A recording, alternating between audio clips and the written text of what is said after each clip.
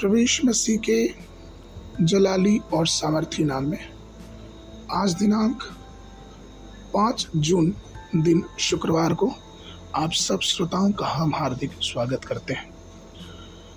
आज के दिन के लिए जो वचन है वो लिया गया है भजन संहिता उसका 39 अध्याय 2 पद। मैं मौन धारण कर गूंगा बन गया और भलाई की ओर से भी चुप्पी साधे रहा और मेरी पीड़ा बढ़ गई। प्रियो, आज का विषय है शांत रहना या फिर चुप रहना।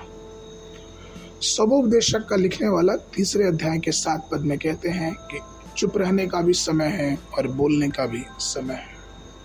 प्रियो, जब हम चुप रहते हैं तो हमें सचमुच में चुप रहना चाहिए। आपको मालूम, कैथलिक कलीसियाओं में कई ऐसे मठ अर्थात कई ऐसे समूह हैं जहाँ पे लोग शांत रहते हैं, चुप रहते हैं। उन्हें मौन मठ के नाम से जाना जाता है। जब हम पुराना नियम पढ़ते हैं तो हम देखते हैं कि जो लोग पापों में शोक मनाते थे वो चुपचाप बैठते, अपने सिर पर धूल या राख डालते, टाट के कपड़े पहनते और शुद्धिकरण के दिन तक शांत होके ऐसा ही जीवन व्यतीत करते।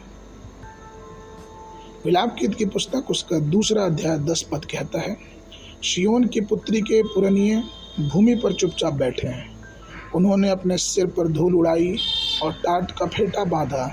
यरूशलेम की कुमारियों ने अपना अपना सिर भूमि तक झुकाया है। प्रियो, यहाँ तक कि प्रभु से उपवास में भी हम मौन और शांत रहते हैं। दाऊद ने भी अपने जीवन काल में मौन के महत्व को या फिर शांत रहने के महत्व को समझाया और बताया है। आज हम दुनिया में बहुत तरह की आवाज़ों को सुनते हैं जो हमारी सांसारिक इच्छाओं को, जो हमारे मन को विचलित करती हैं, लेकिन इस शोर भरी दुनिया में हमें शांत होकर उस परमेश्वर की शीरीन आवाज़ सुनना है। उसकी आवाज़ सुनना है कि वो परमेश्वर हमसे क्या कहता है, वो परमेश्वर हमसे क्या बताना चाहता है।